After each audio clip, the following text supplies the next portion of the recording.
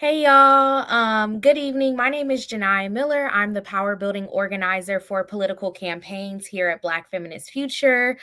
We are so excited to have you guys join with us live tonight to watch President Joe Biden deliver the State of the Union address. But before we get into that, I want to go over who BFF is and what we're all about. So, Black Feminist Future is a political hub focused on the dynamic possibilities of galvanizing the social and political power of Black women, girls, and gender expansive people towards liberation. In 2024, um, in 2024, at least 64 countries representing nearly half of the world's population will be heading to the polls. At BFF, we understand that these global events and our struggle for Black feminist liberation are inextricably linked. Um, so what are we doing about it here at Black Feminist Future? So here at BFF, we have our signature campaign, Vote Like a Black Feminist, that encourages Black feminists to approach these elections with our values in mind to shape a world in which Black women, girls, and gender expansive people can thrive. And so what does this look like in real time? So we have four ways to get people activated and what does it mean to vote like a Black feminist. So first, get prepared like Shirley Chisholm and make a plan. While the trajectory of this year's election still remains unclear, we know that we are the strongest when we say prepared, informed, and ready to organize. Understanding the possible election outcome scenario gives us space and time to plan for safety within our families, communities, and organizations. Number two, think locally and nationally like Fannie Lou Hamer and vote down the ballot. So, voting down the ballot is just as important as voting for the presidential candidate. Voting down the ballot means voting for local government positions such as sheriff and district attorney and local policies that are found lower down on your ballot. Doing your research beforehand is important when voting down the ballot.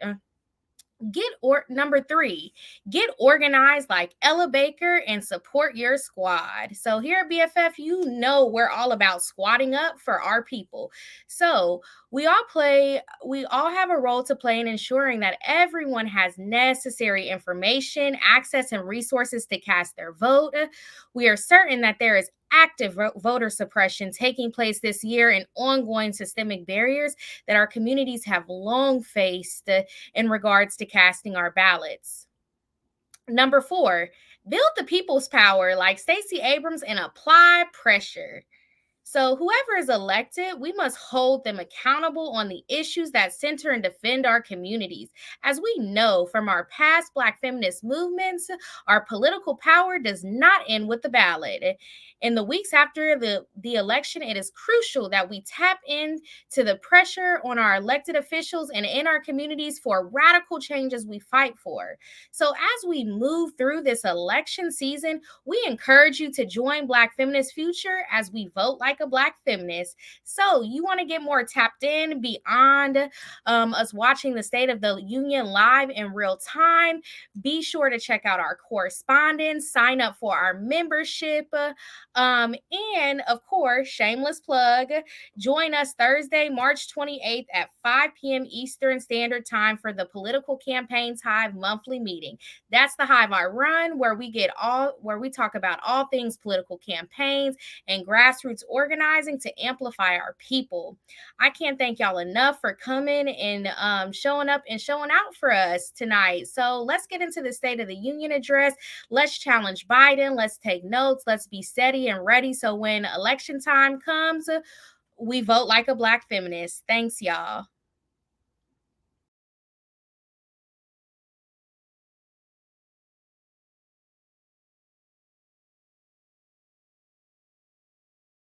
Events from these important times in your life, then I would say that's a real memory disorder because those are things that I would expect people to remember.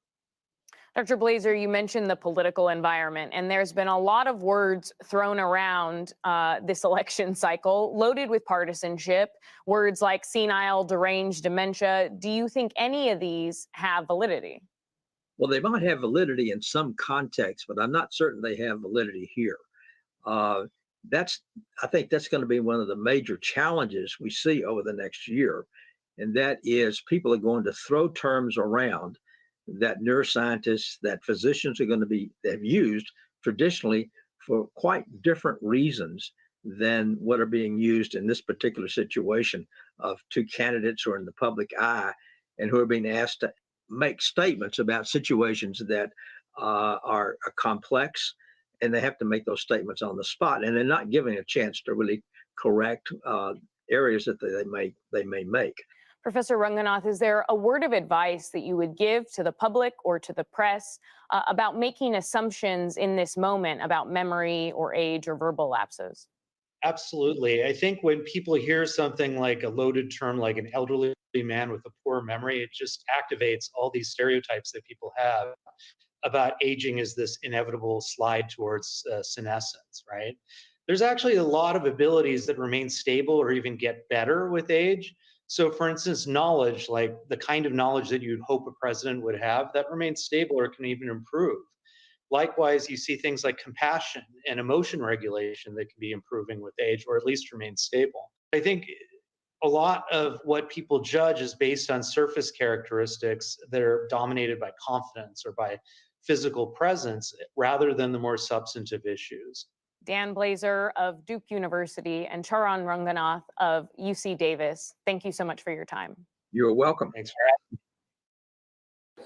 Thank you for joining us for this special coverage of the 2024 State of the Union address by President Joe Biden. Stay tuned right here for his full remarks, as well as the Republican response, and for live analysis and coverage throughout the evening. For the PBS NewsHour, I'm Lisa Desjardins.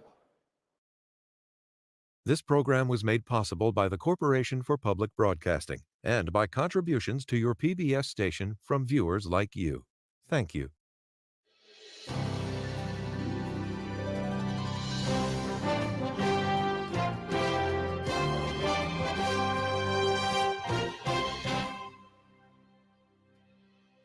Good evening, and welcome to PBS News' special coverage of President Biden's State of the Union address. I'm Jeff Bennett. And I'm Amna Nawaz. Well, President Biden is expected to tout his accomplishments of the last 3 years tonight and to lay out his vision and his priorities for the future should voters elect him to a second term. Joining us here in the studio and watching alongside with us are Amy Walter, editor-in-chief of the Cook Political Report with Amy Walter, David Brooks, columnist for the New York Times, and Jonathan Capehart, associate editor of the Washington Post. And our White House correspondent, Laura Barone Lopez, is on Capitol Hill, just outside the chamber. And congressional correspondent Lisa Desjardins is inside the House chamber and joins us per congressional rules by audio only. Let's start with our Laura Barone Lopez as we keep our eye trained on the floor. Laura, how is the White House aiming to use this speech tonight for President Biden to convey his vision for the future, but also to reconnect with key parts of his coalition? Jeff, President Biden has three main themes when he's giving this his third State of the Union address tonight. One of those first main themes is a defending of democracy at home and abroad. He's going to revisit the events of January 6th, as well as talk about comparisons to Ukraine and what's happening abroad there. He also plans on defending individual freedoms. They're talking about abortion access, IVF access, as well as contraception access. And then lastly, he's going to build upon his economic vision and essentially talk about what he would do with another 4 years. In addition to that, Jeff, the people inside the White House that I've spoken to say that they really view this speech as what they describe as the starting gun of 2024. And so you're going to hear him draw a lot of contrast with former President Trump, although not name him, but to refer to him as his predecessor. People inside the White House also tell me that they are eager to see the president spontaneously react if House Republicans heckle him, which in the past some Republicans have. And you'll remember that at his last State of the Union address, he had an interaction with them regarding Social Security that the White House staff was very pleased with. And so they're preparing for more interactions like that, Jeff. We are keeping one eye, of course, inside the chamber. We go to the live camera there, and you see, of course, both parties, both houses of Congress are in that chamber tonight.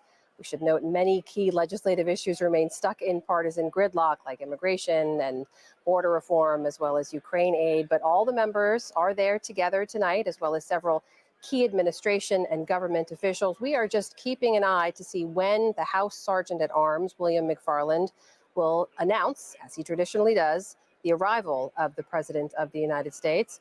But Laura, as you mentioned, this is the first time that we're going to be hearing from President Biden since this race has officially become a rematch of 2020. It's not a political speech. We should underscore that. But tell us a little bit more about that vision he's going to lay out for a potential second term. That's right, Amna. So it's not a political speech, but the president is definitely going to try to strike as many contrasts as possible with Republicans as well as with his predecessor. And on that front, he is going to be urging Congress to take up the bipartisan border deal, which was stalled because of the fact that House Republicans didn't want to vote for it. He's also going to really pressure Congress to pass funding for Ukraine, urging them to support that democracy abroad. And then he also is going to make some new policy proposals. Amna, he's going to talk about raising the corporate tax rate by 28%. He is also going to propose offering first-time home buyers a $5,000 tax credit. He is going to also talk about his past accomplishments. So lowering prescription drug prices for seniors, but say that he wants to do that for all Americans, as well as lowering, putting a cap on the price of insulin, which right now just applies to Medicare recipients, but that he wants that apply to all Americans. So those are parts of his agenda that he is going to lay out, as well as really showing some empathy, I'm told by White House sources, and acknowledgement of the number of people that have died in Gaza and of what Palestinians are going through. And on that front, Amna, he is going to announce this new humanitarian aid action of building a port on the Gazan coast to get more dire humanitarian aid to people that need it there. And Laura, as you've been speaking, we've been seeing female members of Congress of the Democratic Party wearing white. They're really continuing what is now a years-long tradition of color coordinating their outfits. This year is a tribute to the suffragettes. And earlier we saw, sitting in the back of the House floor, expelled New York Congressman George Santos. And we should say that as a former member of Congress, he still has access to the floor that is provided to all former members of Congress. And he, through his own volition, decided to show up today. Amy Walter, I want to bring you in here because we should say that presidents typically deliver their State of the Union addresses earlier in a year, but this year is different in that the president is delivering his remarks to Congress at a time when his reelection bid is fully underway. Right, we literally kicked off the election Tuesday, right here. It felt like I was here not that long ago, talking about the general election being set, and we don't really ever see that when we have a State of the Union. It's also very much about what can happen legislatively going forward. And we know where things sit right now. This has been the least productive Congress in modern American history. There's not much that is likely to unjam this Congress. And so he's talking to a body that is probably going to be doing little to nothing on any of these priorities. So it really is much more about messaging what he would like to see, not just for the next year, but for the next 4 years, rather than sort of imploring those sitting in front of him to help move an agenda ahead. Jonathan Capehart, this is likely to be maybe the most watched moment of the 2024 campaign so far, and millions of Americans going to tune in to what President Biden has to say tonight. How should he prioritize the issues in terms of convincing people and raising some of those low enthusiasm numbers among skeptical Democrats out there that this is the guy they need to show up for? Okay, let's be honest here. Let's be serious. Those skeptical voters who are figuring out whether they want to vote for Joe Biden, they're not necessarily looking for a particular policy unless, excuse me, unless it is, the folks for whom Gaza is their single issue. Mm-hmm. I think a majority of Democratic voters are going to be looking at the president and watching the performance. They want to see whether he has the energy and the vitality. Does he perform the job well? Which to my mind, I think he's got a record to run on, and he's going to talk about that tonight. But he also has to convey the image of even though I'm 81, I got this. And I think that's what we're going to see. David, what do you make of that? Yeah, I agree. I'm looking for orneriness. If you remember, a year ago he got into back and forth with the Republicans on the floor, Right. and I think people consider that one of his best nights. So if you got a chip on your shoulder, you might as well use it. And so I'm looking to see if we get some of those kinds of exchanges. I'm also looking for a little poetry and narrative. People won't believe your facts if they don't agree with your story. And I think it's useful, even on these occasions, which tend to be laundry listy, to have an overarching narrative that people can relate to. And there has to be some poetry there. And so we'll see if we get a little, even some sort of narrative. And finally, there's a debate among Democrats whether he should play up how good the economy is. And some, including everybody I've ever spoken to in the Biden administration, say yes. Others, like David Axelrod, Stan Greenberg, who are veteran political consultants on the Democratic side, say no. People are upset. Don't try to tell them how happy they should be, because they're not going to believe you. Interesting. You don't believe he should, because I imagine much of the achievements he's going to try to tout over the last 3 years have to do with the economy, which is objectively, at least some of the indicators show, getting better. I've always thought that he would eventually benefit. And consumer confidence is way up, but support for Joe Biden is not. And so I'm beginning to doubt my own theory that he would eventually benefit. You know, the other important piece about a speech like this, as you mentioned, Amna, this is not a political speech. Right. This is an official speech as President of the United States. But for Democrats sitting not just in the audience here, but all around the country who need to understand what this election, what their marching orders are, what the narrative is, what the messaging framework is going to be, this is an opportunity for him to do that so that when they go out and say, well, what is this whole election going to be about? I keep hearing about this, this, and this. Here's the pathway. Yeah. Well, to David's point about how State of the Union addresses are so often laundry lists, can the president afford to deliver a laundry list tonight? I don't think that is what folks are particularly interested in hearing. The contrast is really going to be so much of, I think, what we're going to hear for the rest of the campaign, but also what we've seen, quite frankly, during his time as president and the clashes that he and Democrats have with Republicans on what their vision is for moving this certain policies in this country. We've just been seeing Speaker Emerita among those standing to receive the First Lady. And I believe that we are set to hear from the House Sergeant at Arms. Cabinet. Let's go straight to the floor.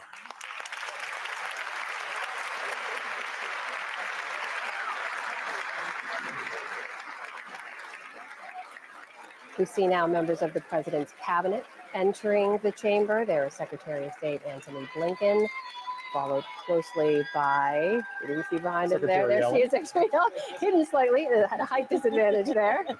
Of course, towering above her is Secretary of Defense Lloyd Austin. Attorney General Merrick Garland. And of course, these cabinet members will now make their way down into their seats. We do expect them to be followed closely by the president as well. And we should note, sitting behind the president for the duration of this address will be Vice President Kamala Harris and Speaker of the House Mike Johnson, who, of course, was chosen to lead House Republicans after Kevin McCarthy's ouster last year. And I'll just note, I remember that that's a high-profile seat there. There's a camera on you almost the entire time. Sometimes those cameras tend to create their own moments in States of the Union past. Remember Nancy Pelosi ripping up a speech after, that's right. So we'll be looking for some of those moments. David, you mentioned, and Jonathan, I want to get your take on this as well. There could be that kind of interaction between the president and maybe some House Republicans, as we saw last year. We get the sense that the president may welcome that because it gives him a chance to show he's energetic and vigorous and out there. But what other moments could stand out to you tonight? Is there a change in rhetoric or some kind of rhetorical flourish you're looking for from the president that could really stand out from previous speeches? Well, I'm always looking for that. But I think with this speech, I'm looking to the reactions, not just from the Republicans, but, you know, I was looking at the guests who are going to be in the First Lady's box. One of them is a woman named Betty Mae Fikes, and she is known as the voice of Selma. She was there on Bloody Sunday 59 years ago today. The thing about Betty Mae is that she is a singer. That's why she's the voice, and she's a powerful singer. The one thing I am hoping happens is that she continues to follow the type which is what she does on the pilgrimage to Selma. She bursts into song on the bus, in the churches, on the street, singing the freedom songs and the songs that they sang on the marches. Imagine how powerful that would be if that were to happen tonight. That's the one thing that probably won't happen, but if it does, I think it would change things. I just think it would. We've just learned that Secretary of Education Miguel Cardona is the designated survivor tonight. And we were also told that our Lisa Desjardins is with us. Lisa's perch is just above the House rostrum there. You might be able to see her in this wide shot that we have on our screen. Lisa, give us a sense of what you're seeing and help us understand the mood in the room. Yeah, it is a different mood than most of the State of the Unions I've experienced up here before, Jeff, and you've experienced so much more. It feels like there's less excitement. It feels like a less palpable electricity than what we usually get at State of the Unions. Is that the mood of the country, perhaps? Is that exhaustion that these lawmakers have put themselves through? I don't know. When you look at the symbolism in the room, often, it's a big characteristic of the visuals here. You all may have commented that, we see the Democratic women in white on reproductive rights, especially, and IVF. But for the Republicans, they have tried unified sort of symbolism before, but they didn't this year. They have some pins about what they call Biden's border crisis, other pins about Lake and Riley, the nursing student killed in Georgia, which an undocumented immigrant has been arrested. But in general, it is a sense of let's get through this rather let's be excited for this. I'm eager to see when everyone sits down if there might be some empty seats as well. The crowd inside, the members, it looks like there are fewer than in most years. And Lisa, we see Colorado Congresswoman Lauren Boebert there. Help us understand the message that the House Speaker Mike Johnson has given to sort of the far right wing of the party in terms of decorum tonight. Yeah, you're right to point her out, Jeff. She is someone we may see again during this speech. House Speaker Mike Johnson told Republicans, please do not shout out, do not interrupt this speech. We want to take on Joe Biden on policy issues. We want to beat him at the ballot box. But clearly, Lauren Boebert is someone who went out of her way to say, even my pastor doesn't tell me to sit down and be quiet at church. So there are Republicans here who we've seen burst out. She's one of them in years past. Marjorie Taylor Greene, another one. I spoke to Representative Greene earlier today and said, are you planning any outbursts? She said, coyly, I'm not planning anything. But there is a mood of agitation among House Republicans. It has been here for several years. It is part of the Trump persona, especially present in the House Republican Conference. And I think that the White House is ready for it. And we saw it actually brought out some of the best moments in President Biden in his speech last year. Someone asked me, I'm not trying to be too coy myself, but what's my over-under for number of outbursts? And I said 3. It used to be 0. But we're at that point where this is the kind of House Republican conference where they are willing to and actually usually are expected to interrupt a president. We believe that the House Sergeant at Arms is now about to make that announcement. So let's go live now to the chamber. President of the United States.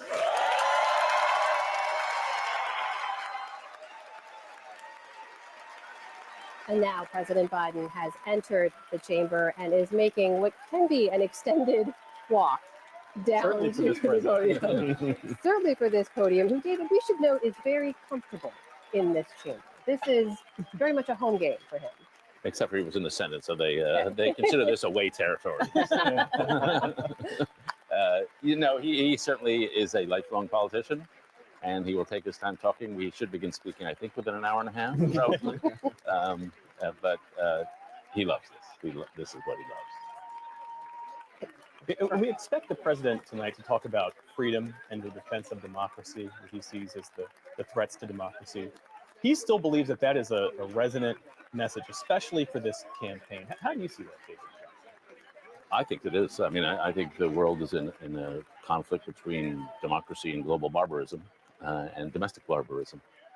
Some people want to play by the rules, and some people, like Vladimir Putin, want to bend the rules so they have more power to use their authoritarian full force. So I think that is really the big story of the election, the big story of Joe Biden's presidency, and he's right to filter things through that prism.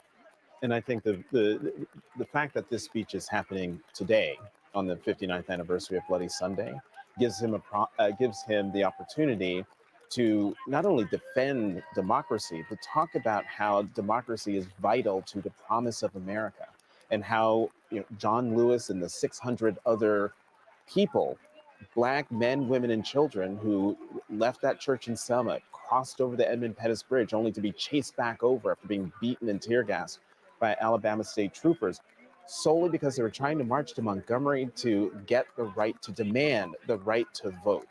You can't be fully American. You can't fully participate in democracy if you don't have a voice in that democracy. And so I'm looking forward to the president drawing that line from 59 years ago today to the battle that we are facing right now about overall.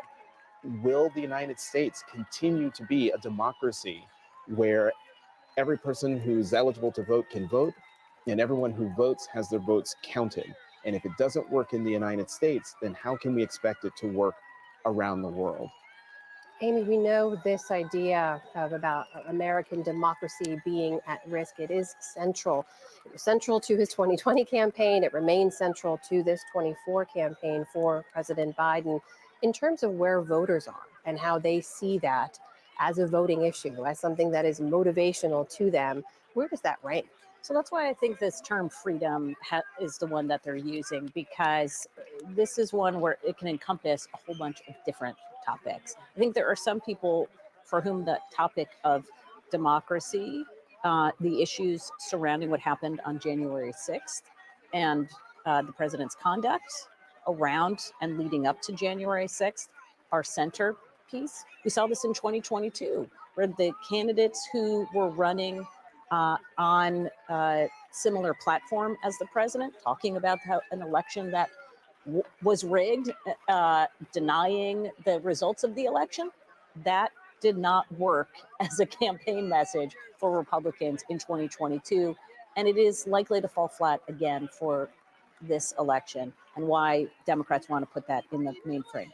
But the issue of abortion, what's interesting when you've talked to both Democrats and Republicans, what they will tell you is the challenge that Republicans have had is that this issue was not seen necessarily as a medical issue or within the confines that politicians want to put it in, talking about we can have these certain limits on the practice at certain weeks, et cetera, but that it is about freedom itself, this idea that women had a right that is no longer available to them. And so that's where you're seeing this conversation about freedom can go in many different ways. It's also important to understand that we're televising this. It's all very important, but how people get their information these days, of course, they have millions of different channels and options to look at.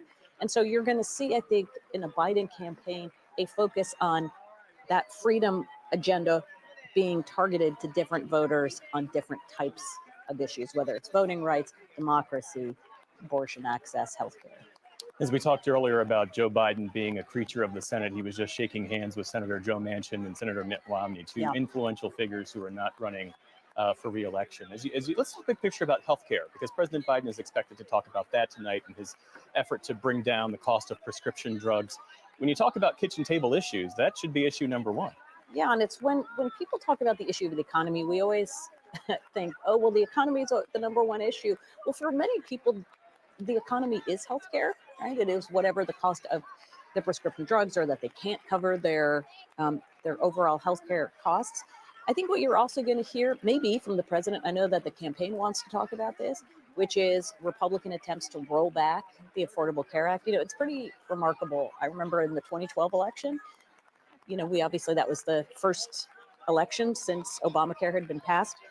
The Obama campaign did not run one single ad about Obamacare in the 2012 election. It wasn't popular? It was toxic. It was the most toxic thing possible. Now, here we are, not that much later, you have a Democratic president who is going to run on Republicans trying to take it away in the same way they did in the 2018. And how many times the Trump administration or during the Trump administration did Congress try to That's what I mean. repeal Obamacare, and it didn't happen. Exactly. You know, we are going to watch the president deliver this address just 2 days after Super Tuesday, as Amy mentioned, we were all here. We were all spending that evening together.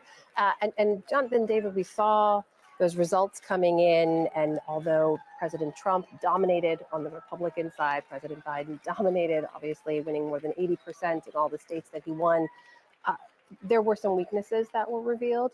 Do you expect him to address those head on, Jonathan? Are there moments in the address tonight that that could actually go right to some of those weaknesses that were shown to us, revealed to us on Super Tuesday? I mean, I think he is going to make a play for trying to talk to folks within the base and folks in the country who are upset about his administration, how they view it, his administration's handling of the Israel-Hamas war and the humanitarian crisis that's happening in Gaza. I think he's going to try to address that in an empathetic way. But I also think he's going to make a pitch for those people in the Republican primary who voted for Nikki Haley. And he's been doing it since. Did that pretty overtly, right? That first statement out was like, hey, if you voted for Nikki Haley, take a look at us. Yeah. Because we are the defenders of democracy. So I think these speeches are always to various constituencies. And this speech tonight will be the same, but the stakes are so much higher. But how does he do that? How does he message to some of those independents? Yeah, well, outside the White House, every Democrat I know, the mood ranges from dread to anxiety to despair. Inside the White House, it's totally different. They're like, we got this. And that we're doing the right thing. We've passed the right policies. We don't really need to change course. We don't want to panic. We don't want those bedwetters, as they call them. And so I think, for those of us who pay close attention to President Biden, a lot of this will seem like what he does. But the audience is so much bigger. For a lot of people, what he does will be fresh. Well, here now is the president delivering his speech to the House Speaker, and another one for the Vice President of the United States, as we are set to hear shortly from President Biden as he delivers his third State of the Union address.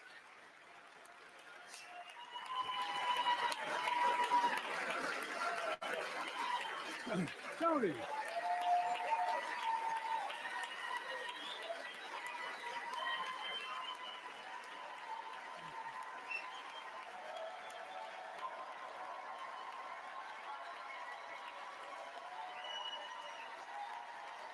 Thank you. President Biden taking in the chamber there, receiving applause from both sides, it seems. And any moment now will begin to deliver this, his third State of the Union address. In his very first, he went just over an hour. In his second State of the Union address, a little longer, about an hour and 13 minutes. We'll see how long he goes tonight. Here he is, the President of the United States. I go home now.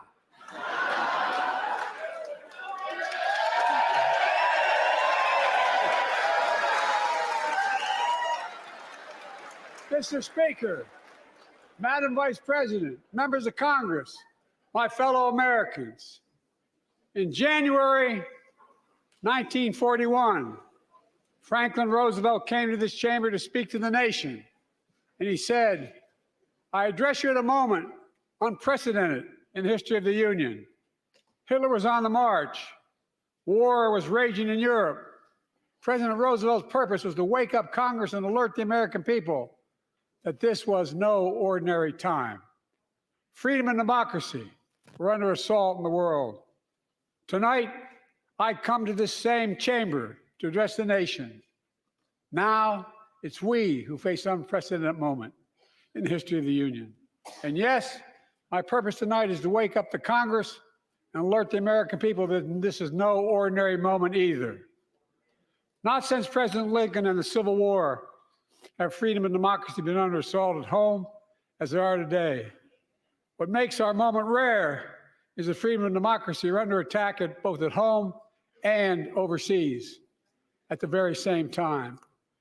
Overseas, Putin of Russia is on the march, invading Ukraine and sowing chaos throughout Europe and beyond. If anybody in this room thinks Putin will stop at Ukraine, I assure you he will not.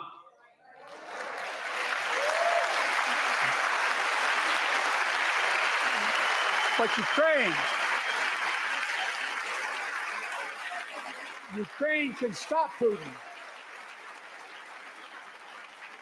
Ukraine can stop Putin if we stand with Ukraine and provide the weapons that it needs to defend itself.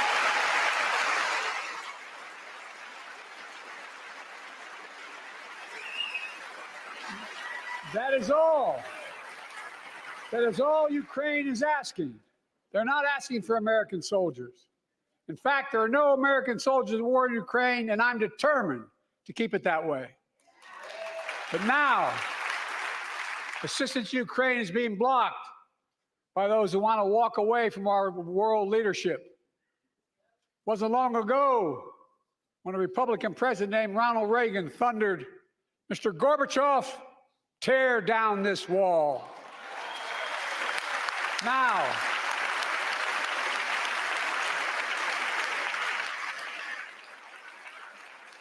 my predecessor, a former Republican president, tells Putin, quote, "Do whatever the hell you want."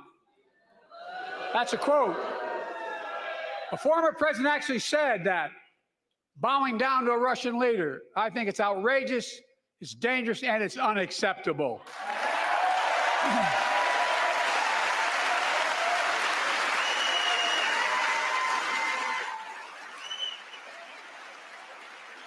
America is a founding member of NATO, the military alliance of democratic nations created after World War II to prevent war and keep the peace.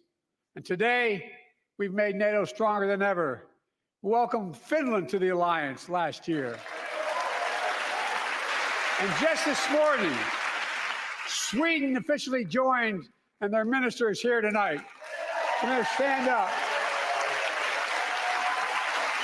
Welcome. Welcome, welcome, welcome.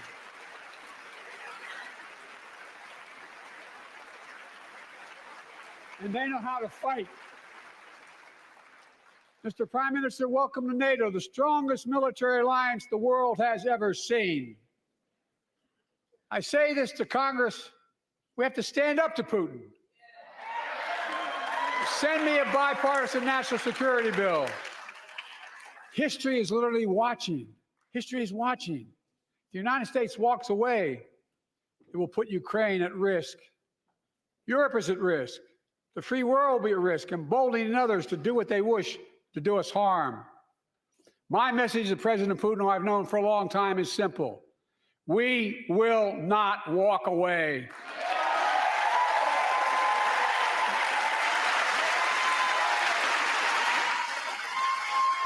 We will not bow down.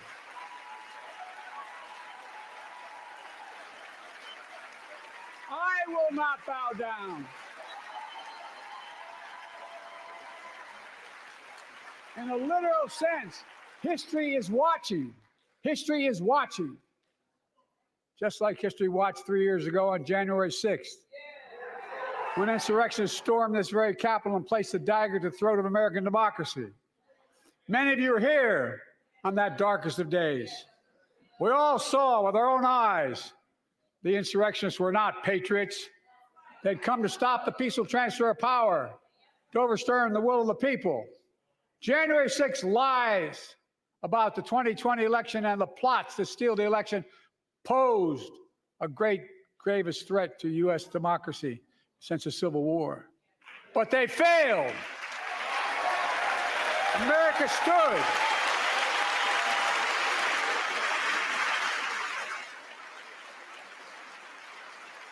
America stood strong, and democracy prevailed. We must be honest. The threat to democracy must be defended.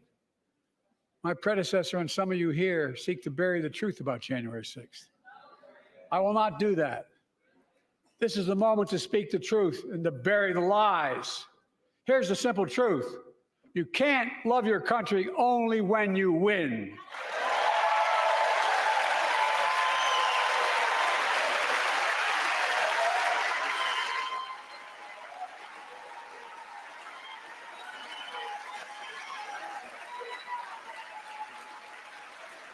As I've done ever since being elected to office, I ask all of you without regard to party to join together and defend democracy.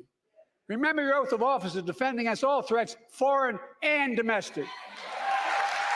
Respect free and fair elections, restore trust in our institutions, and make clear political violence has absolutely no place in America, zero place. Again, it's not hyperbole to suggest history is watching. We're watching. Your children and grandchildren will read about this day and what we do. History is watching another assault on freedom. Joining us tonight is Latoya Beasley, a social worker from Birmingham, Alabama. 14 months ago, she and her husband welcomed a baby girl thanks to the miracle of IVF. She scheduled treatments to have that second child. The Alabama Supreme Court shut down IVF treatments across the state, unleashed by a Supreme Court decision overturning Roe v. Wade. She was told her dream would have to wait. What her family had got through should never have happened. Unless Congress acts, it could happen again. So tonight, let's stand up for families like hers. To my friends across the aisle, don't keep this waiting any longer. Guarantee the right to AVF. Guarantee it nationwide.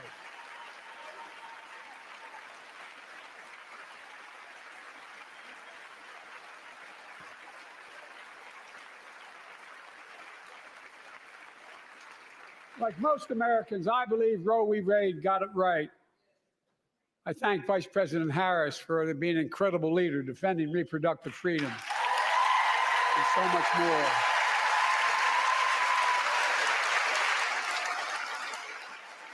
Thank you.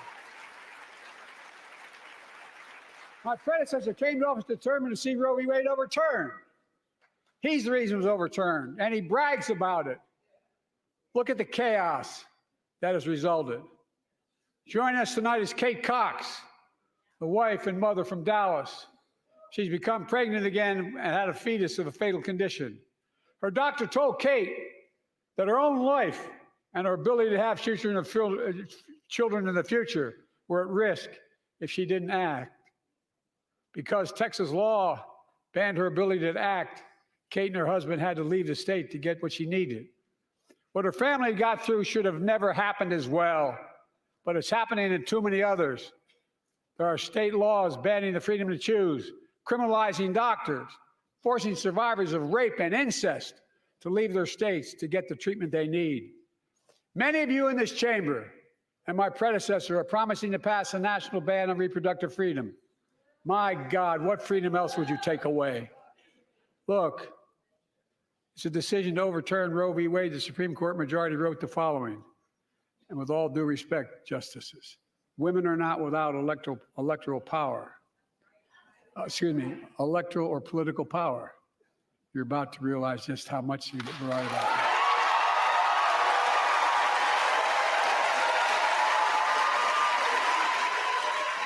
Clearly.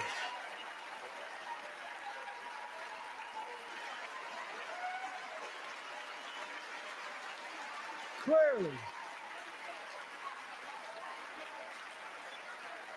Those bragging about overturning Roe v. Wade have no clue about the power of women.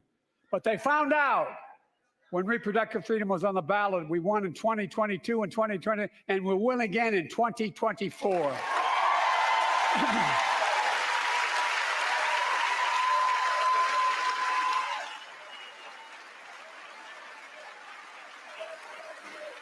If you, the American people, send me a Congress that supports the right to choose, I promise you, I'll restore Roe v. Wade as the law of the land again.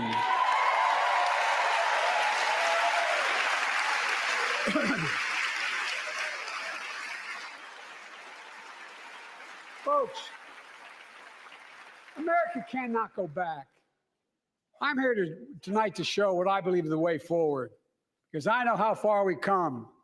4 years ago next week, before I came to office, the country was hit by the worst pandemic and the worst economic crisis in a century. Remember the fear, record losses, Remember the spikes in crime and the murder rate, raging virus that took more than 1 million American lives of loved ones, millions left behind. A mental health crisis of isolation and loneliness. A president, my predecessor, failed the most basic presidential duty that he owes to American people, the duty to care. I think that's unforgivable. I came to office determined to get us through one of the toughest periods in the nation's history. We have. It doesn't make news in 1,000 cities and towns. The American people are writing the greatest comeback story never told.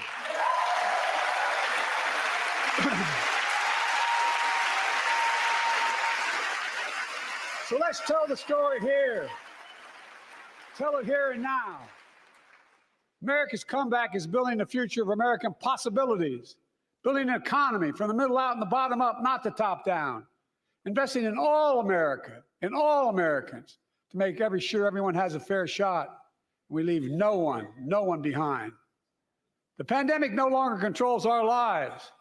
The vaccines that saved us from COVID are now being used to beat cancer, turning setback into comeback.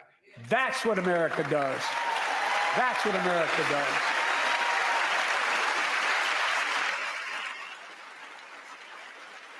Folks, my inherited economy is on the brink. Now our economy is literally the envy of the world. 15 million new jobs in just 3 years, a record, a record. Unemployment at 50-year lows. A record 16 million Americans are starting small businesses, and each one is a literal act of hope. With historic job growth and small business growth for Black and Hispanics and Asian Americans, 800,000 new manufacturing jobs in America and counting. Where is it written we can't be the manufacturing capital of the world? We are, we will. More people have health insurance today. More people have health insurance today than ever before. The racial wealth gap is as small as it's been in 20 years. Wages keep going up, inflation keeps coming down. Inflation has dropped from 9% to 3%, the lowest in the world and tending lower.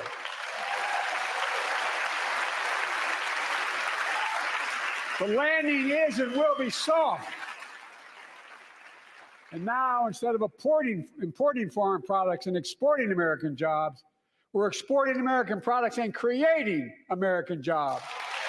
Right here in America, where they belong.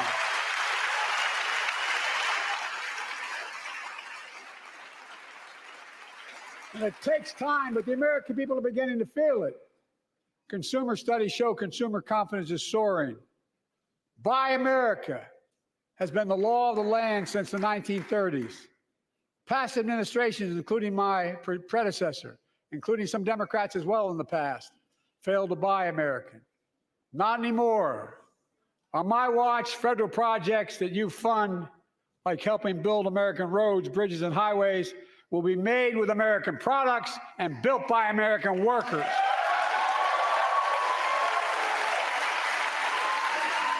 Creating good paying American jobs.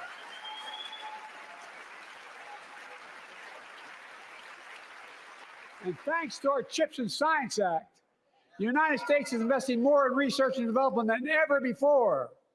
During the pandemic, a shortage of semiconductors, chips, that drove up the price of everything from cell phones to automobiles. And by the way, we invented those chips right here in America. Well, instead of having to import them, private companies are now investing billions of dollars to build new chip factories here in America, creating tens of thousands of jobs. Many of those jobs paying $100,000 a year and don't require a college degree.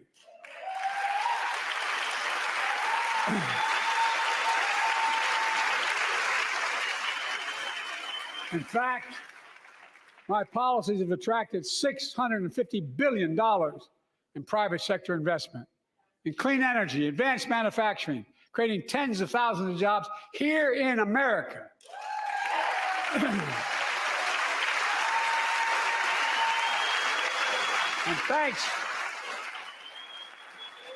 thanks to our bipartisan infrastructure law, 46,000 new projects have been announced all across your communities. And by the way, I noticed some of you strongly voted against it, or they're cheering on that money coming in. I like it. I'm with you. I'm with you. If any of you don't want that money in your district, just let me know. Modernize our roads and bridges, ports and airports, public transit systems. Removing poisonous lead pipes so every child can drink clean water without risk of brain damage.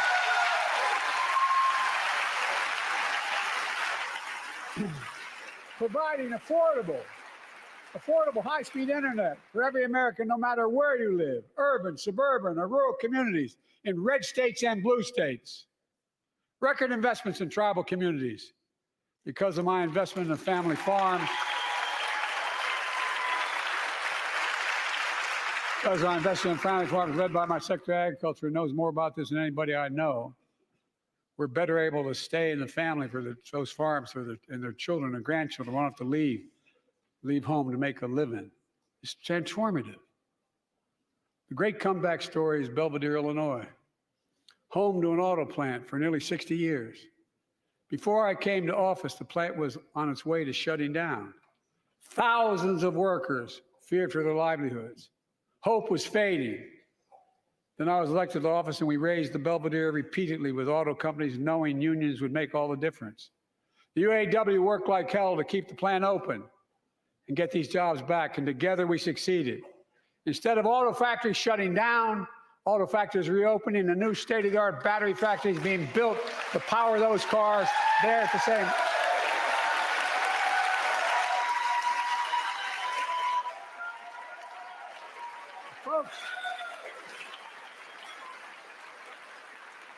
The folks of Belvedere, I say, instead of your town being left behind, your community is moving forward again.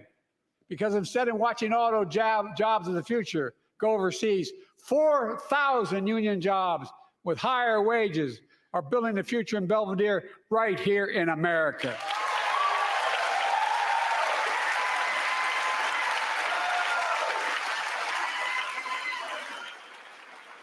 Here tonight is UAW President Shawn Fain, a great friend and a great labor leader. Shawn, where are you?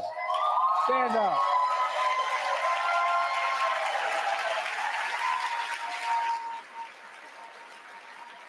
And Dawn Sim, a third-generation worker, UAW worker at Belvedere. Shawn, I was proud to be the first president to stand on the picket line, and today, Dawn has a good job in her hometown, providing stability for her family and pride and dignity as well. Showing once again, Wall Street didn't build America. They're not bad guys. They didn't build it, though. The middle class built the country, and unions built the middle class.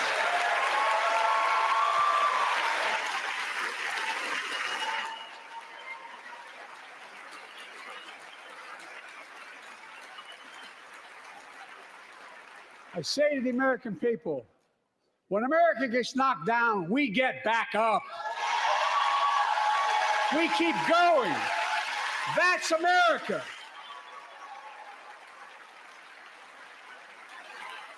That's you, the American people. It's because of you America's coming back. It's because of you our future is bright. It's because of you that tonight we can proudly say the state of our union is strong and getting stronger.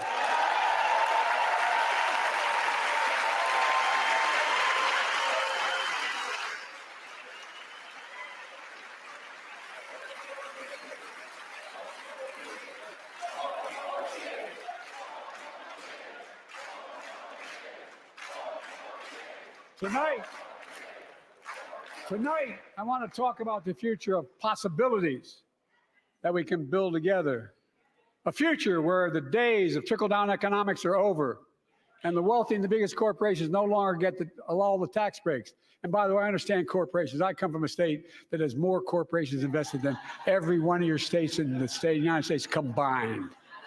And I represented it for 36 years. I'm not anti-corporation, but I grew up in a home where trickle-down economics didn't put much on my dad's kitchen table. That's why I determined to turn things around so middle class does well. When they do well, the poor go way up and the wealthy still do very well. We all do well. And there's more to do to make sure you're feeling the benefits of all we're doing. Americans pay more for prescription drugs than anywhere in the world. It's wrong, and I'm ending it.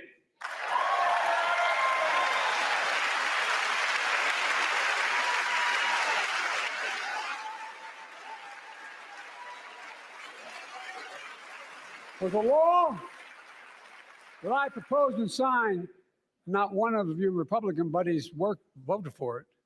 We finally beat Big Pharma. Instead of paying $400 a month or thereabouts for insulin with diabetes, and it only costs $10 to make, they only get paid $35 a month now and still make a healthy profit. And but what to do next? I want to cap the cost of insulin at $35 a month for every American who needs it. Everyone.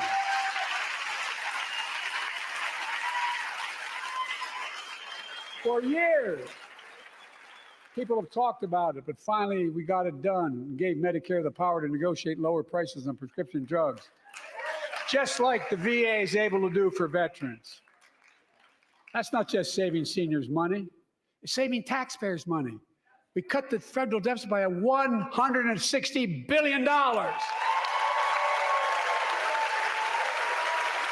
Because Medicare will no longer have to pay those exorbitant prices to Big Pharma. This year, Medicare is negotiating lower prices for some of the costliest drugs on the market that treat everything from heart disease to arthritis. It's now time to go further and give Medicare the power to negotiate lower prices for 500 different drugs over the next decade. They're making a lot of money, guys. And they'll still be extremely profitable. Will not only save lives, it will save taxpayers another $200 billion. Starting next year, the same law caps total prescription drug costs for seniors on Medicare at $2,000 a year, even for expensive cancer drugs that cost $10,000, $12,000, $15,000. I want to cap prescription drug costs at $2,000 a year for everyone. Folks, I'm going to get in trouble for saying that, but if you want to get an Air Force One and fly to Toronto, Berlin, Moscow, well, even Moscow, probably. And bring your prescription with you, and I promise you I'll get it for you for 40% the cost you're paying now. Same company, same drug, same place. Folks, the Affordable Care Act, the old Obamacare, it's still a very big deal.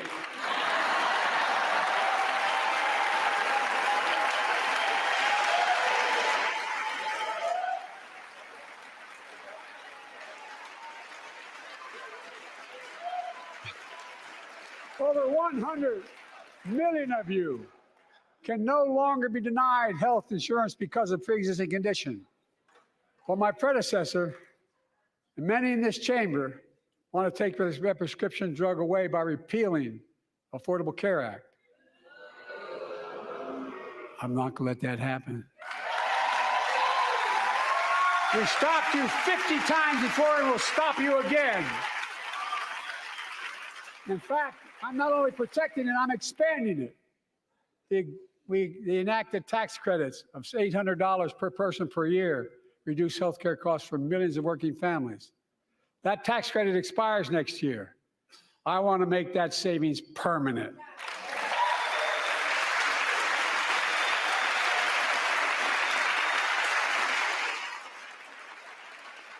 To state the obvious, women are more than half our population, but research on women's health has always been underfunded. That's why we're launching the first ever White House initiative on women's health research, led by Jill, doing an incredible job as First Lady.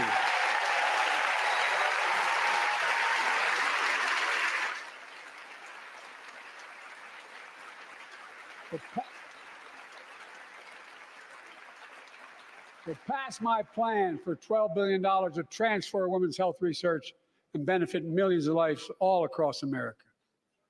I know the cost of housing is so important to you. If inflation keeps coming down, mortgage rates will come down as well, and the Fed acknowledges that. But I'm not waiting. I want to provide an annual tax credit that will give Americans $400 a month for the next 2 years as mortgage rates come down, to put toward their mortgages when they buy their first home or trade up for a little more space. Just for 2 years.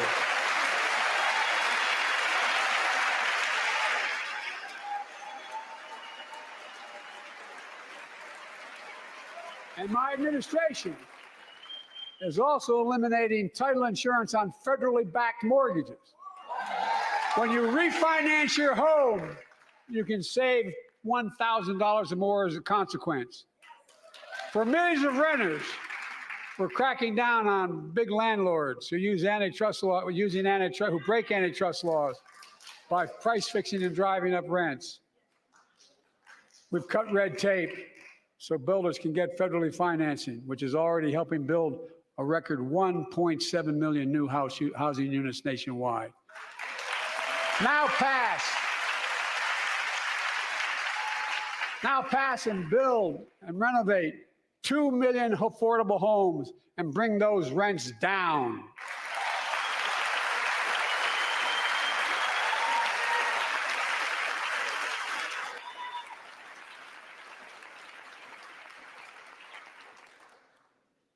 To remain the strongest economy in the world, we need to have the best education system in the world. And I suspect all of you, want to give every child, a good start by providing access to preschool for 3 and 4 years old.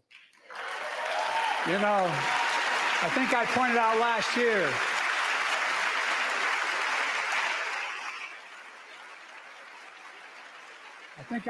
last year, that children coming from broken homes where there's no books, they're not read to, not spoken to very often, start school, kindergarten, or first grade, having heard 1 million fewer words spoken. Well, studies show that children who go to preschool are nearly 50% more likely to finish high school, go on to earn a 2- and 4-year degree, no matter what their background is.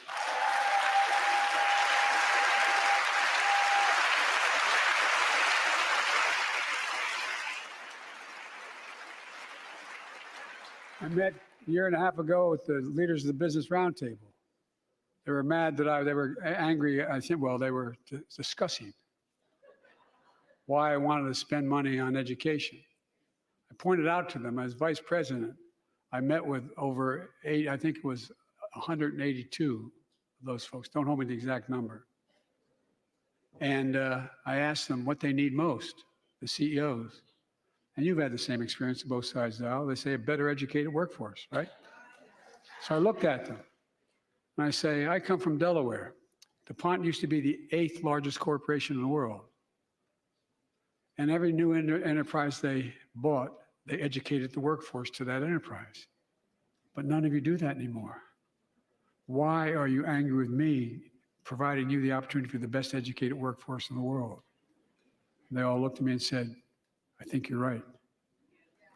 I want to expand high quality tutoring and summer learning to see that every child learns to read by 3rd grade.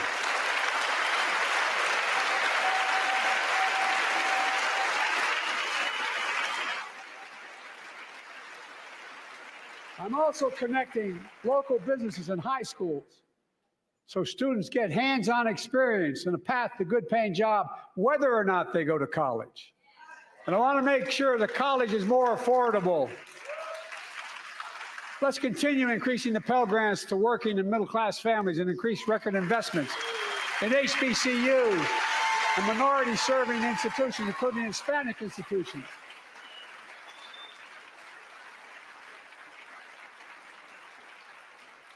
And I was told I couldn't universally just change the way in which we dealt with student loans. I fixed 2 student loan programs that already existed to reduce the burden of student debt for nearly 4 million Americans, including nurses, firefighters, and others in public service.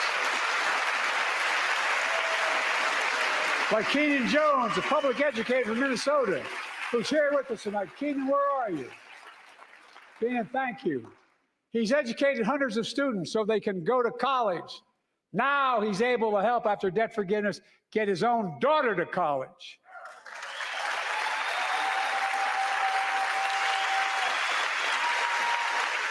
And folks, look, such relief is good for the economy because folks are now able to buy a home, start a business, start a family.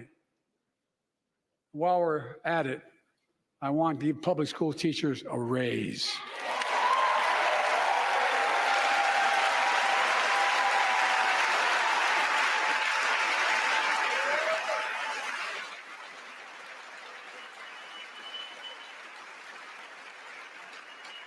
And by the way, the first couple of years, we cut the deficit. Now, let me speak to the question of fundamental fairness for all Americans. I've been delivering real results in fiscally responsible ways. We've already cut the federal deficit. We've already cut the federal deficit over $1 trillion. I signed the bipartisan deal to cut another $1 trillion in the next decade. It's my goal to cut the federal deficit another $3 trillion by making big corporations and the very wealthy finally beginning to pay their fair share.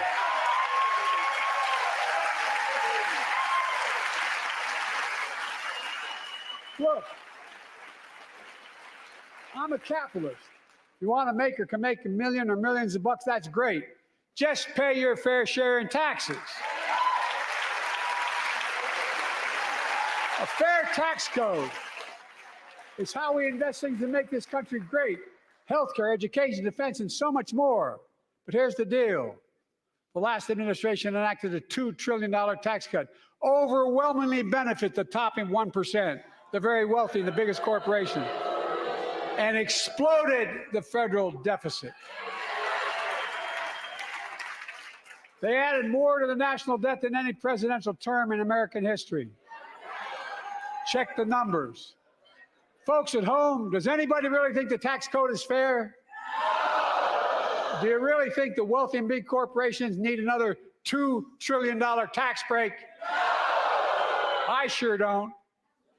I'm going to keep fighting like hell to make it fair. Under my plan, nobody earning less than $400,000 a year will pay an additional penny in federal taxes. Nobody, not one penny. And they haven't yet. In fact, the child tax credit I passed during the pandemic cut taxes for millions of working families and cut child poverty in half. Restore that child tax credit. No child should go hungry in this country. The way to make the tax code fair is to make big corporations and the very wealthy begin to pay their fair share. Remember in 2020, 55 of the biggest companies in America made $40 billion and paid zero in federal income tax. Zero. Not anymore. Thanks to the law I wrote and we signed, big companies have to pay a minimum of 15%. But that's still less than working people pay in federal taxes. It's time to raise corporate minimum tax to at least 21%.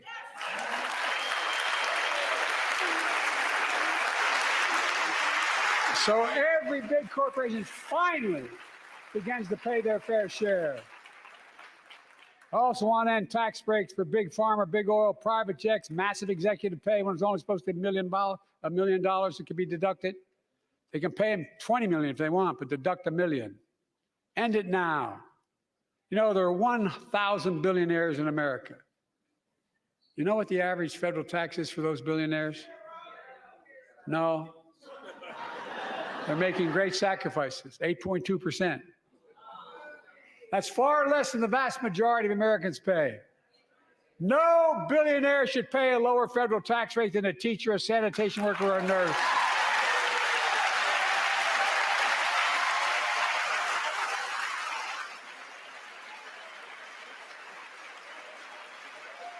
I propose a minimum tax for billionaires at 25%, just 25%. You know what that would raise? That would raise $500 billion over the next 10 years. And imagine what that could do for America. Imagine a future with affordable child care. Millions of families can get they need to go to work to help grow the economy. Imagine a future with paid leave, because no one should have to choose between working and taking care of their sick family member. Imagine the future of home care and elder care and people living with disabilities so they can stay in their homes and family caregivers can finally get the pay they deserve. Tonight, let's all agree once again to stand up for seniors. Many of my friends on the other side of the aisle want to put Social Security on the chopping block. If anyone here tries to cut Social Security, Medicare, or raise the retirement age, I will stop you.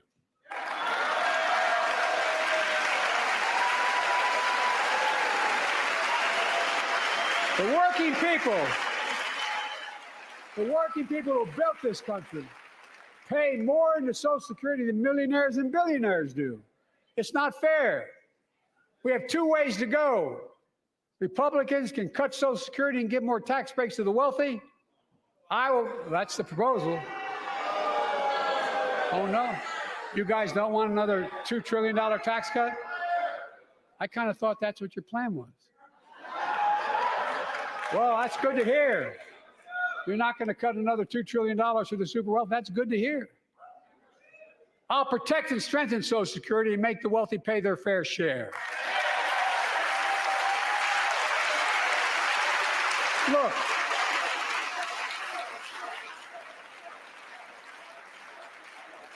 too many corporations raise prices to pad their profits, charging more and more for less and less.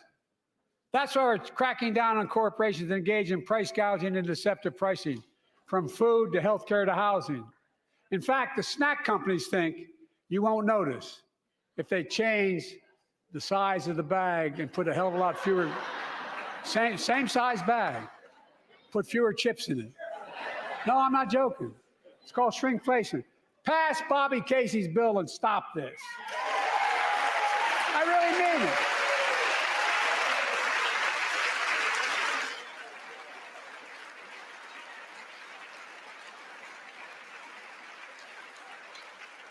You probably all saw that commercial on Snickers bars. You get charged the same amount, and you got about, I don't know, 10% fewer Snickers in it. Look, I'm also getting rid of junk fees, those hidden fees at the end of your bill that are there without your knowledge. My administration announced we're cutting credit card late fees from $32 to $8.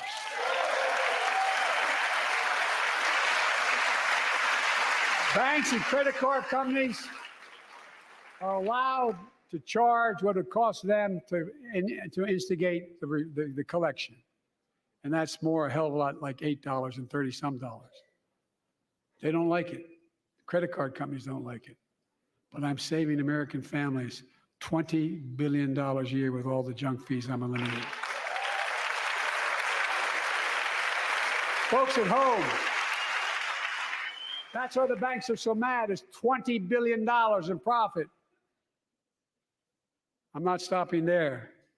My administration has proposed rules to make cable, travel, utilities, and online ticket sellers tell you the total price up front so there are no surprises. It matters. It matters. And so does this. In November, my team began serious negotiation with a bipartisan group of senators.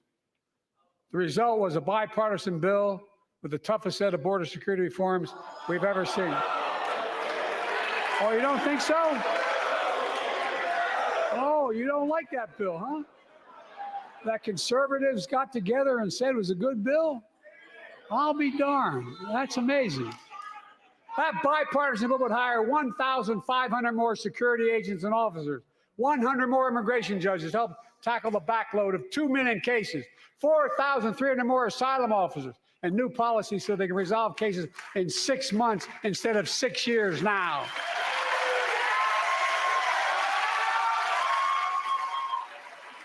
What are you against? 100 more high-tech drug detection machines to significantly increase the ability to screen and stop vehicles smuggling fentanyl into America. That's killing thousands of children. This bill would save lives and bring order to the border. It will also give me and any new president new emergency authority to temporarily shut down the border when the number of migrants at the border is overwhelming. The Border Patrol Union has endorsed this bill. The Federal Chamber of Commerce is, yeah. You're saying low. Look at the facts. I know you know how to read.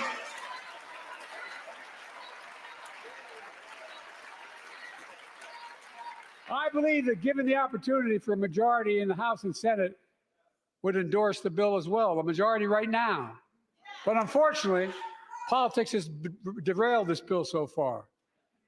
I'm told my predecessor called members of Congress in the Senate to demand they block the bill. He feels political win, he viewed it as a political win for me and a political loser for him. It's not about him, it's not about me. I'd be a winner, not really.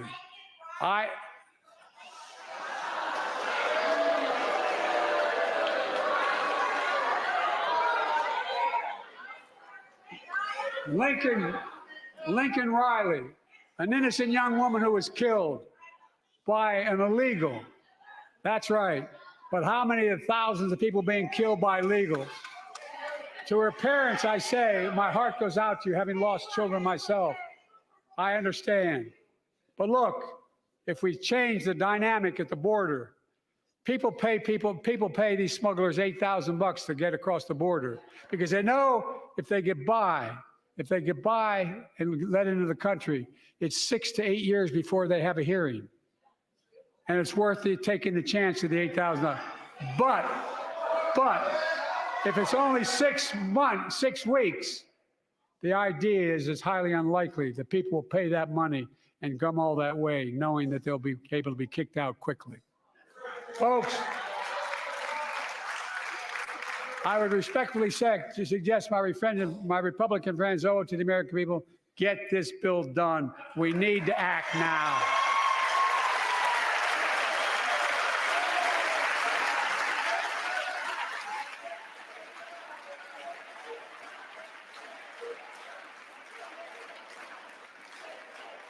And if my predecessor is watching, instead of paying politics and pressuring members of Congress to block the bill, join me in telling the Congress to pass it.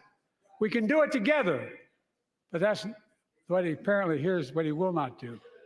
I will not demonize immigrants saying they are poison in the blood of our country. I will not separate families. I will not ban people because of their faith. Unlike my predecessor on my first day in office, I introduced a comprehensive bill to fix our immigration system. Take a look at it. It has all these and more. Secure the border, provide a pathway to citizenship for dreamers, and so much more. But unlike my predecessor, I know who we are as Americans. We're the only nation in the world with a heart and soul that draws from old and new. Home to Native Americans whose ancestors have been here for thousands of years.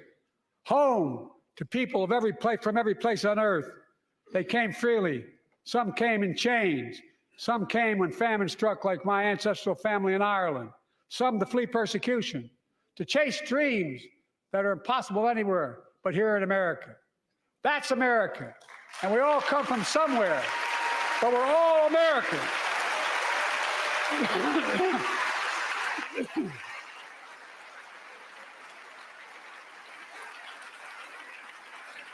Look, folks, we have a simple choice.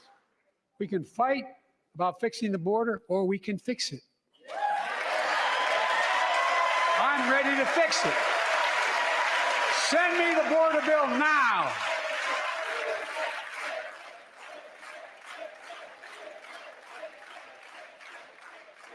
A transformational moment in history happened 59 years ago today in Selma, Alabama. Hundreds of foot soldiers for justice marched across the Edmund Pettus Bridge, named after the Grand Dragon of the Ku Klux Klan, to claim their fundamental right to vote. They were beaten, they were bloody, and left for dead. Our late friend and former colleague, John Lewis, was on that march. We miss him.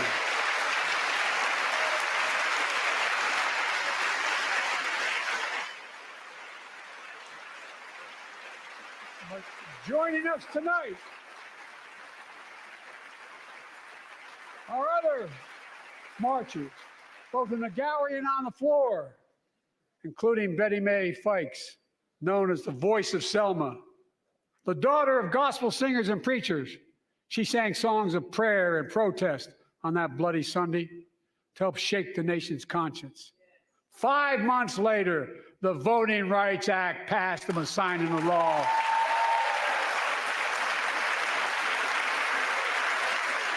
Thank you. Thank you, thank you, thank you.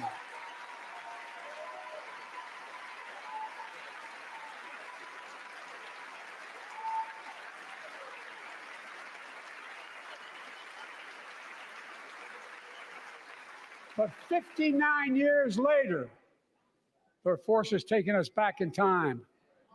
Voter suppression, election subversion, unlimited dark money, extreme gerrymandering. John Lewis was a great friend to many of us here. But if you truly want to honor him and all the heroes who marched with him, then it's time to do more than talk. Pass the Freedom to Vote Act, the John Lewis Voting Rights Act.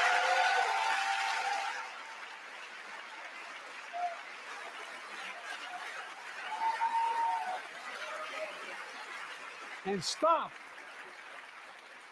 denying another core value of America, our diversity across American life. Banning books, it's wrong. Instead of erasing history, let's make history. I want to protect fundamental rights. Pass the Equality Act. And my message to transgender Americans is, I have your back. Pass the PRO Act for workers' rights. Raise the federal minimum wage, because every worker has a right to a decent living more than $7 an hour. We're also making history by confronting the climate crisis, not denying it. I don't think any of you think there's no longer a climate crisis. At least I hope you don't. I'm taking the most significant action ever on climate in the history of the world. I'm cutting our carbon emissions in half by 2030, creating tens of thousands of clean energy jobs, like the IBEW work is building and installing 500,000 electric vehicle charging stations. Conserving 30% of America's lands and waters by 2030. And taking action on environmental justice fence line communities smothered by the legacy of pollution. And pattern after the Peace Corps and AmeriCorps, I launched the Climate Corps to put 20,000 young people to work in the forefront of our clean energy future. I'll triple that number in a decade.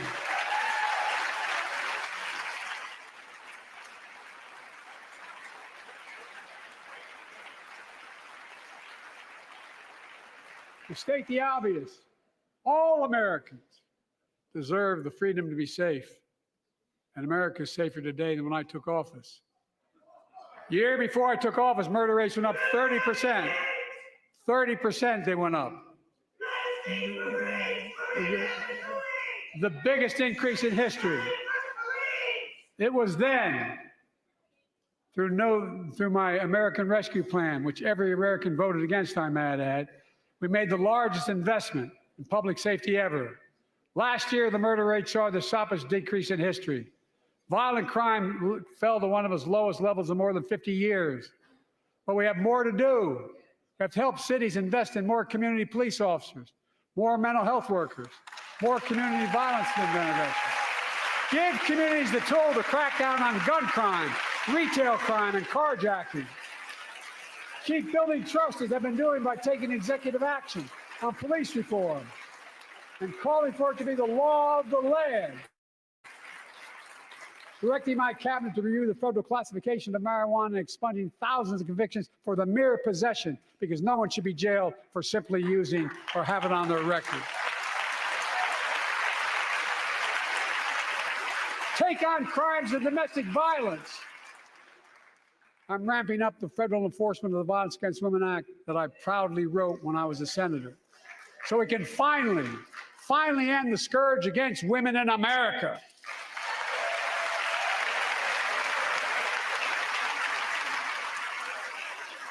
There are other kinds of violence I want to stop. With us tonight is Jasmine, whose 9-year-old sister Jackie was murdered with 21 classmates and teachers in an elementary school in Uvalde, Texas. Very soon after that happened, Jill and I went to Uvalde for a couple of days. We spent hours and hours with each of the families. We heard their message, so everyone in this room, in this chamber, could hear the same message. The constant refrain, and I was there for hours meeting with every family. They said, do something. Do something. Well, I did do something by establishing the first ever Office of Gun Violence Prevention in the White House, that the Vice President is leading the charge. Thank you for doing it.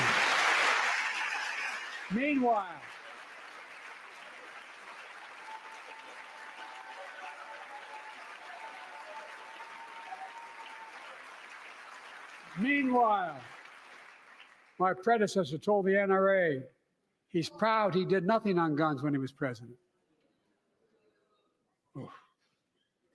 After another shooting in Iowa recently, he said, when asked what to do about it, he said, just get over it. There's his quote, just get over it. I say, stop it. Stop it, stop it, stop it.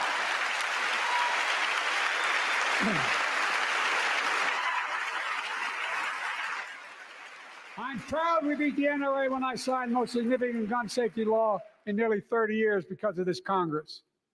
We now must beat the NRA again. I'm demanding a ban on assault weapons and high-capacity magazines.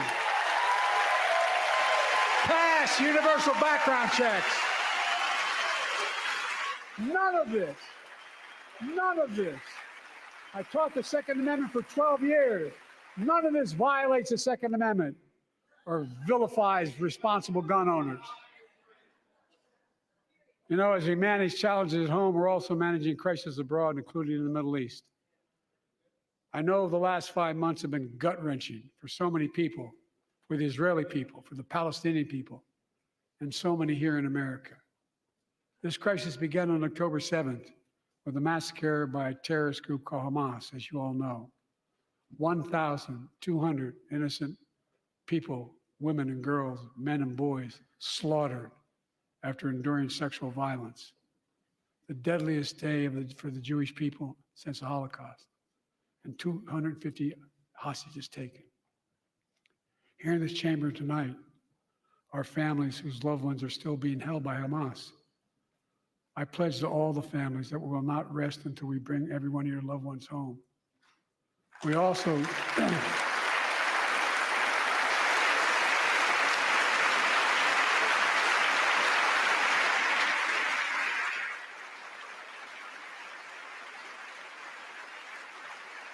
we will also work around the clock to bring home Evan and Paul, Americans being unjustly detained by the Russians and others around the world.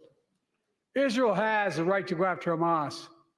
Hamas ended this conflict by releasing hostages, laying down arms, could end it by releasing the hostages, laying down arms, and surrendering those responsible for October 7th. But Israel has Israel has an added burden because Hamas hides and operates among the civilian population like cowards under hospitals, daycare centers, and all the like. Israel also has a fundamental responsibility, though, to protect innocent civilians in Gaza.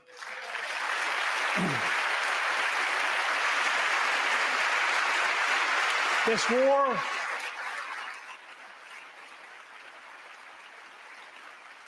has taken a greater toll on innocent civilians than all previous wars in Gaza combined. More than 30,000 Palestinians have been killed, most of whom are not Hamas. Thousands and thousands of innocents, women and children, girls and boys, also orphaned. Nearly 2 million more Palestinians under bombardment or displacement. Homes destroyed, neighborhoods in rubble, cities in ruin. Families without food, water, medicine. It's heartbreaking. I've been working nonstop to establish an immediate ceasefire that would last for 6 weeks to get all the prisoners released, all the hostages released. to get the hostages home and ease the intolerable and humanitarian crisis and build toward an enduring, something more enduring. The United States has been leading international efforts to get more humanitarian assistance to Gaza. Tonight, I'm directing the U.S. military to lead an emergency mission to establish a temporary pier in the Mediterranean on the coast of Gaza that can receive large shipments carrying food, water, medicine, and temporary shelters. No U.S. boots will be on the ground. A temporary pier will enable a massive increase in the amount of humanitarian assistance getting into Gaza every day.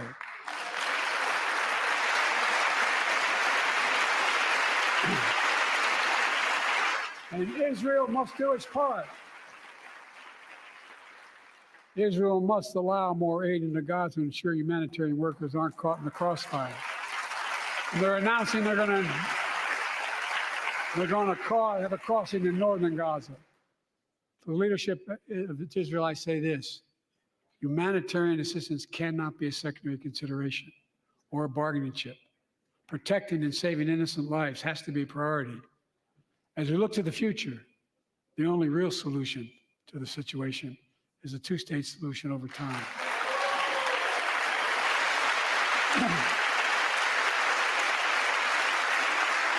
And I say this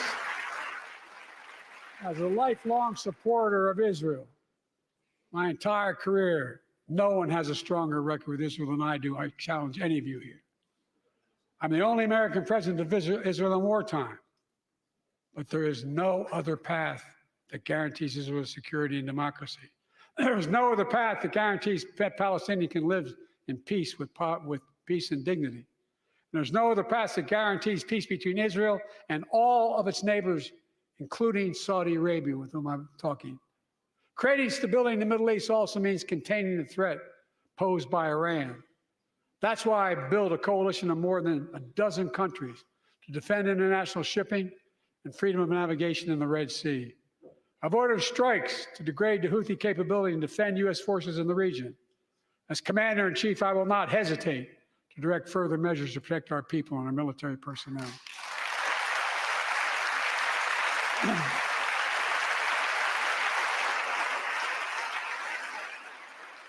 For years, I've heard many of my Republican and Democratic friends say that China is on the rise and America's falling behind.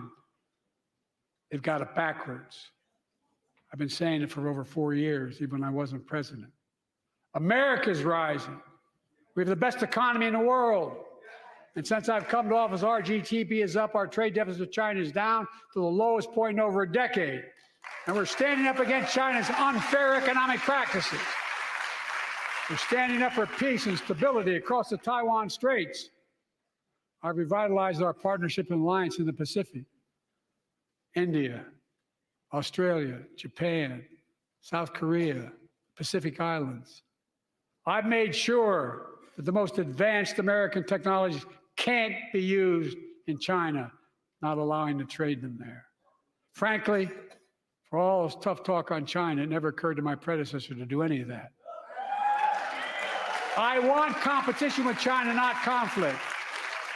And we're in a stronger position to win the conflict of the 21st century against China than anyone else, for that matter, than any time as well. Here at home, I've signed over 400 bipartisan bills. There's more to pass my unity agenda. Strengthen penalties on fentanyl trafficking. You don't want to do that, huh? Pass bipartisan privacy legislation to protect our children online. Harness the promise of AI to protect us from peril.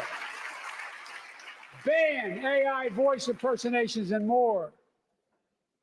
And keep our truly sacred obligation to train and equip those we send into harm's way and care for them and their families when they come home and when they don't.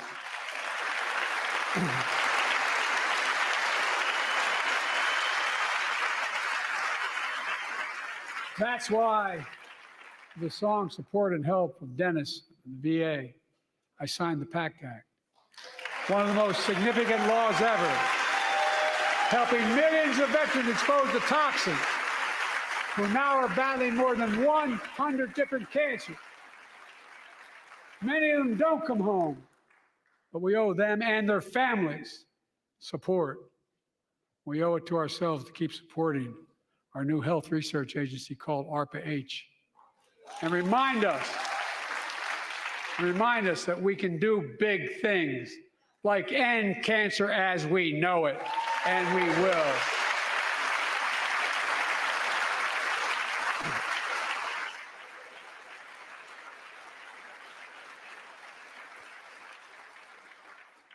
Let me close with this. Yay!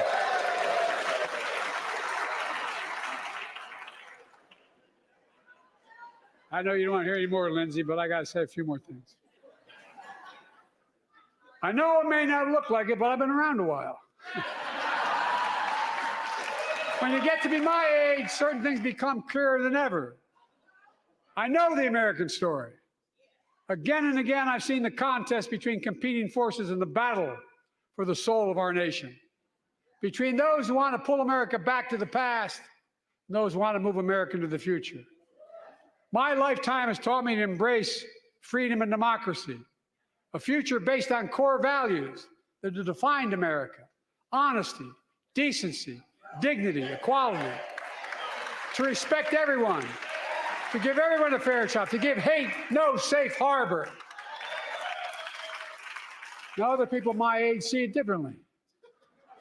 The American story of resentment, revenge, and retribution, that's not me.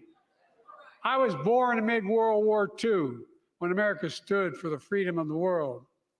I grew up in Scranton, Pennsylvania, and Claymont, Delaware, among working class people who built this country. I watched in horror as two of my heroes, like many of you did, Dr. King and Bobby Kennedy, were assassinated. And their legacies inspired me to pursue a career in service. I left the law firm, became a public defender because my city of Wilmington was the only city in America occupied by the National Guard after Dr. King was assassinated because of the riots. And I became a county councilman almost by accident. I got elected to the United States Senate when I had no intention of running at age 29. Then vice president, or our first black president. Now president to the first women vice president.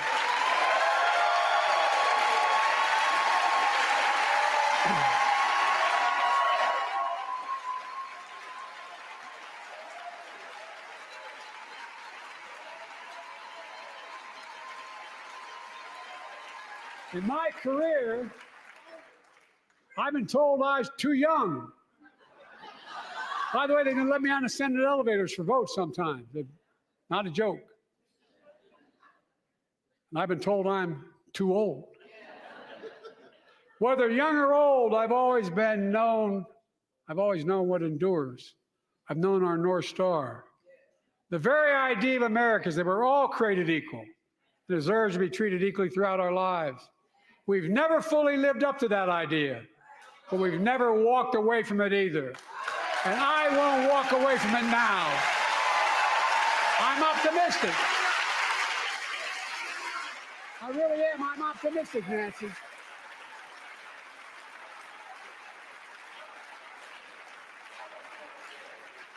My fellow Americans, the issue facing our nation isn't how old we are, it's how old are our ideas. Hate, anger, revenge, retribution are the oldest of ideas. But you can't lead America with ancient ideas that only take us back. You lead America, the land of possibilities. You need a vision for the future and what can and should be done. Tonight you've heard mine. I see a future where defending democracy, you don't diminish it. I see a future where we restore the right to choose and protect our freedoms, not take them away. I see a future where the middle class finally has a fair shot and the wealthy have to pay their fair share in taxes. I see a future where we save the planet from the climate crisis and our country from gun violence.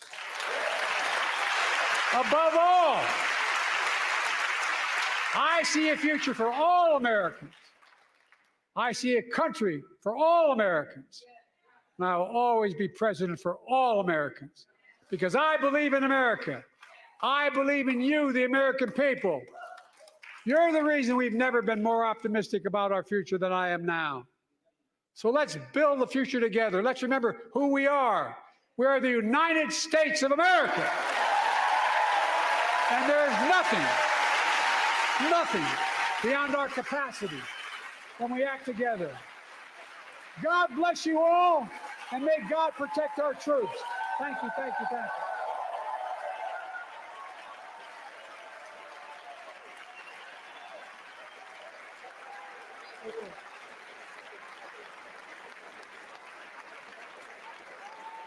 And that was a forceful and feisty State of the Union address. President Biden kicked off his speech with a focus on foreign policy, talking about the need to defend Ukraine.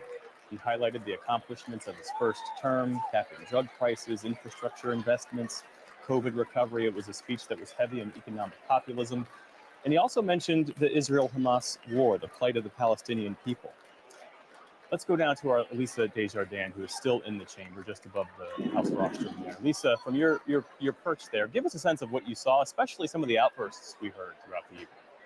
Yeah, that's right. There were two outbursts from members of Congress on the floor. One, you saw Marjorie Taylor Greene when the subject was immigration and Laken Riley. She repeatedly said, say her name. And President Biden essentially was repeating what she was saying as if to inform the crowd what was going on. The other was from the back where a House Republican shouted out lies. We know there were only Republicans in that area, but we're asking the offices of the members who were in that area who it was that shouted that out. There were also two interruptions from the gallery. One in particular was right behind me, and it was someone, I really was looking at him right after this happened, who you could tell was reacting in real time and hadn't planned to do it. But he was pushing back at the idea of the numbers of Palestinians killed, and he shouted, says who? And then on his way being escorted out of the chamber, said Israel. So it really just displays the different tensions in this room. We saw some members sitting down and standing up at different parts for Israel. But overall, Jeff, I'm going to bring a bigger point. You may have seen this on the screen. House Republicans were not listening to that speech by and large, and not just out of defiance. They just seemed not to be paying attention. They were almost only here physically.